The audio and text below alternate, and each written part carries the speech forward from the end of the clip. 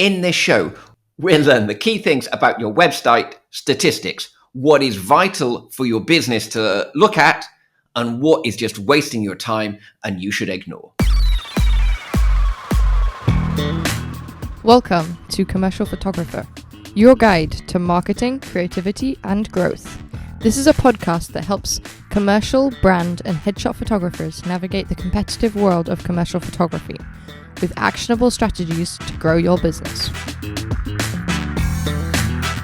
Well, hello there, Sam. How are you doing? Excellent, Marcus. How are you? Yeah, I'm very well, thank you. So you're leading on this week's show, and you're going to be talking about Google Analytics. That's right. Well, your website statistics generally. In this show, the things you're going to learn are which website statistics are vital for growing your website and your business. We're going to look at which statistics to ignore and stop wasting your time looking at. And we're going to see what signs there are that you have a problem with your website. I might just put up my own analytics so I know what you're talking about. There we go. We have to wait while Marcus dusts it off. I'm sure we're looking at it every day. Right. I started up. I'm just getting the dust off it. We're going to start with the first thing. What website statistics are vital for growing your website and what are the ones you really need to look at? So these are the ones that are important. You need to be looking at every month. But this doesn't need to take ages. Quick look, 5 minutes is probably enough. I think a lot of people can waste a lot of time just faffing. So I think the key is know what you're looking at, and that's what this show is all about. So the first one is your visitors. And there's a few things you can go into with your visitors, but the first big picture is you've got some. Do you have more than one or two visitors a day? If you've got one or two visitors a day, that is just people stumbling across your website. So the first one is, do you have some visitors? And if not, you need to do something about that. You need to think, how are you going to get visitors to your website? And we will talk a little bit about that. And there's actually loads of shows about that, to be honest, too. I believe now that they've got a line that tells you what the average is for the industry. Yeah, they do. I found most people are below that. Don't feel stressed if you're not on their medium line. I suspect it's good to know. To sell you ads. You know, if you're on one or two a day, definitely worry. If you're not on their average line, that is not something to stress about. So the other thing is when you're looking at visitors is, have you got particular pages that are popular? Now, your homepage will almost always be the most popular page, and that's normal. But then look at your other pages, especially if you're blogging, have some of your blogs become popular. And sometimes if you've got lots of blogs, just some of them will do well in the Google search. And so there'll be certain questions people keep asking and your blog keeps being shown and keep being shown. So if you've got particular pages that are really popular and they might be blog pages or other pages, just check that page. Is it looking its best? Is there a call to action on it so that once people go there, are they then getting in touch and stuff? Because you've suddenly gained this asset, which is a great page that lots of people are visiting. So you want to make sure the page is actually working. So obviously you wouldn't do that every month. Once you've noticed a page is getting popular, you check it and then leave it for a little while. But, check that page. The first time you visit, you might go, I kind of threw that blog together when I was a bit short of time on a Sunday night. But now it's got loads of visitors every month. I'd better make a bit more effort with it, tidy it up a bit, put some more images in, get some clear call to actions in or something. Tick in the box on that one, Sam. The other thing to do is if you do find particular pages or blogs are popular, see if you can replicate them. So if it was a blog about a particular topic, how else could you talk about the particular topic? Or maybe it's a blog with a particular format. Maybe you've gone, I'm going to do 5 recommendations for ... And that one went really well. So maybe I'll do 5 recommendations for other things and see if that format works again. So you can use it as a kind of test for what's working well and replicate it. Other things you need to be looking at is bounce rate. So the bounce rate is how many people come to your site and then leave again without doing anything. Now, a normal bounce rate is kind of between about 40% and about 70%. If it's below 40%, there's an error with your statistics. Nobody does that. If it's above about 70, certainly if you're getting to 80, you need to do something about it because not that many people should be leaving without doing something on your website. Now, you'll always expect some people to do this. 1, because some people will always come to your website by accident. It's just normal. 2, because if your website is good, some people don't need to click. It might be they wanted to call you. They searched for you, up came your website, there was your phone number, they typed into the phone and they phoned you. Now, that person got exactly what they want from your website. It was a brilliant visit, but it counts as a bounce because they didn't scroll, they didn't click, they didn't do anything. So all bounces aren't necessarily bad visits, but if your bounce rate is too high, a good chunk of the engaged visitors should be clicking, should be scrolling. So as soon as they click, scroll, do anything, it's no longer a bounce. A bounce is just that somebody visits and leaves. Just going back to what you were saying about having the phone number at the top, that's above the fold, isn't it, Sam? We've talked about this in previous episodes, how important that is to get that's that. really good. Phone number and email and see. stuff is usually good if that's what you want people to do. Yeah. Okay, so that's your bounce rate. Your visitor time is also important. That's kind of linked a little bit like that. So your visitor time is how long somebody's spending on your website. Now, don't expect it to be 10 minutes because you're going to be sorely disappointed. But, if you've got them on there for 40, 50 seconds photography website, you can be reasonably pleased. Remember, that's average. So a lot of people will be spending longer, and you've got quite a lot of people who came to the wrong website and they're there for a second. So, in terms of an average, that's not bad. If you're getting over a minute, you're doing really, really well. If you're kind of down to 30 seconds or below, you need to look at what's on your site and how to make it more engaging and maybe get more content on there. And then the other thing is where your visitors are coming from. So Google splits this down for you, and lots of other stats things do. So that's usually called user acquisition or visitor acquisition. So where are they coming from? And there's a few different things here, and they're not always that clear what they mean. So let me go through them. So they have a thing called direct. Direct means Google can't work out where the bloody hell they came from. Yeah. So it's like basically they typed in your address, or they clicked on a link in an email that Google's not tracking. So it's kind of basically places that Google can't track. And often direct can be quite a big number for a lot of people. Yeah. They could have clicked on your footer. That won't be tracked. They could have, know your name and just type it in, got a business card, typed it in. Google business card, exactly. All of that sort of things. There's then organic search, which means they've searched for you on Google. There's also paid search, which means they search you on Google and they found one of your ads if you're paying for ads and they clicked on that. And then there's the same with social. There's organic social, which means they found you on social media and have come through, or there's paid social, which means they found you through a social media ad. There are a few others. There's also referral, which means they've come from a particular website. But for most people, it's that kind of direct, organic, and social are kind of their main ones.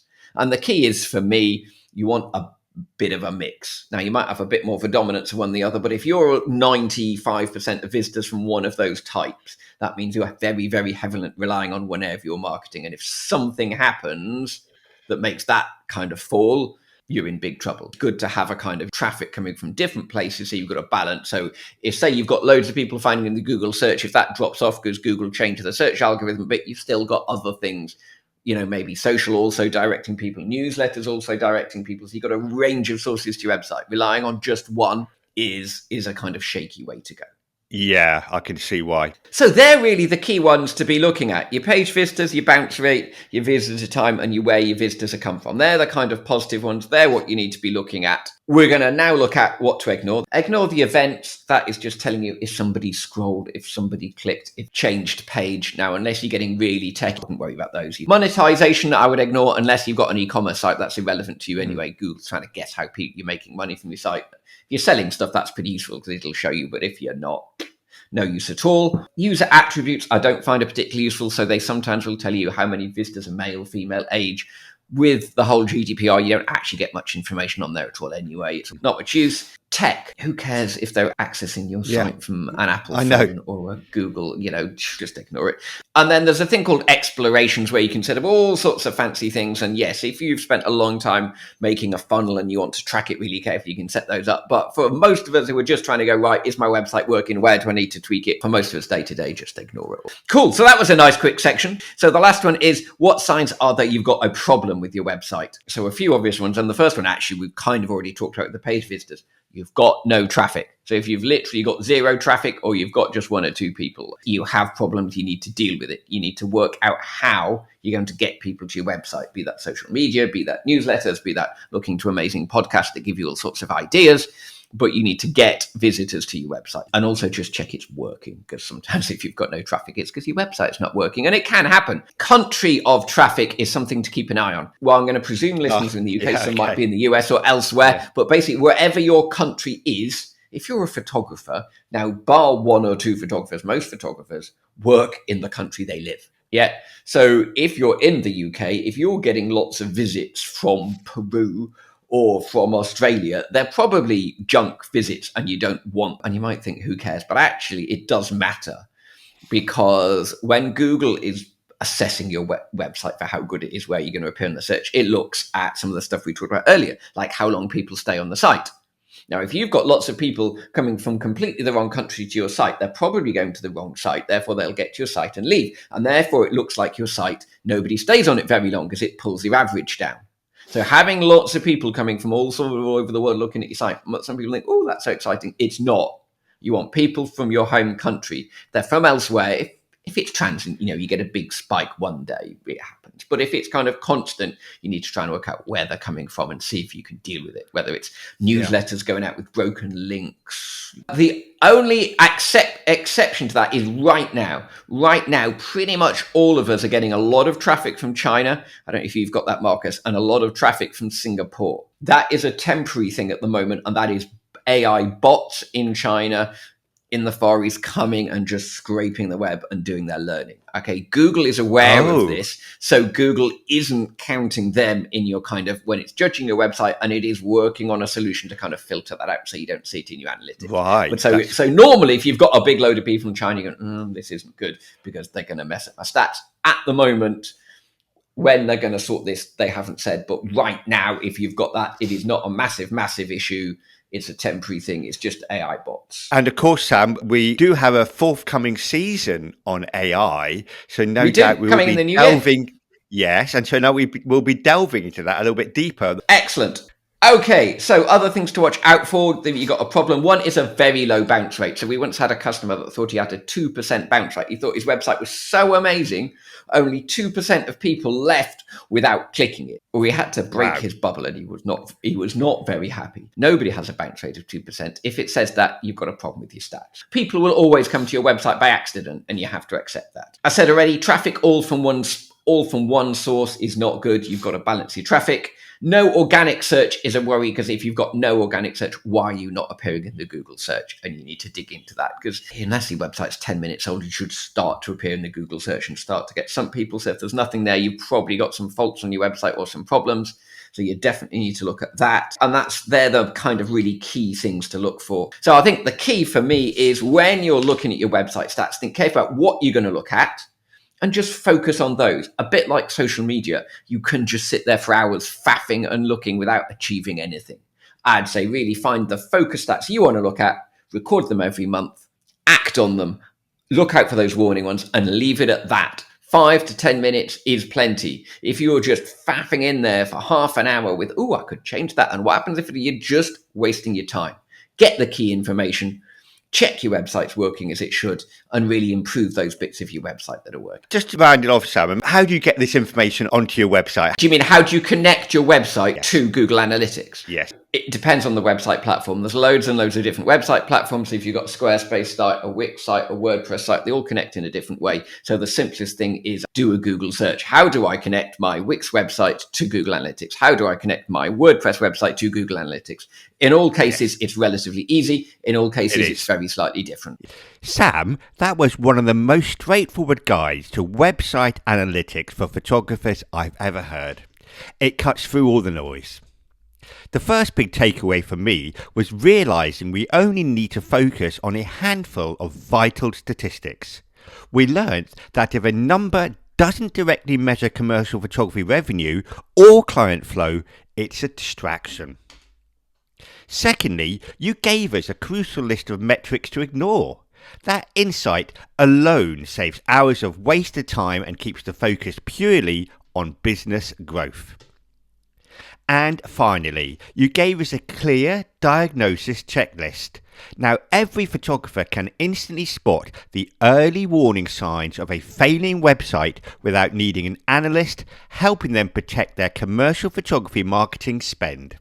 And don't forget that you can get for free the Commercial Photographer Guide to Creativity and Marketing. After all, that's what this show is all about. To get your free download, all you need to do is go to our website at commercial-photographer-podcast.com/creativity. Let me do that one again. commercial-photographer-podcast.com/creativity. And from there, you can get your free guide from us to marketing and creativity. Right, Marcus. So I will see you next week. See you next week, Sam. Thank you very much. Take care. Thanks for listening to this week's episode. If you want to make sure you never miss a show, head to the website commercial-photographer-podcast.com and sign up to the newsletter. We'll be back next week with more practical advice to help you grow your business. See you next time.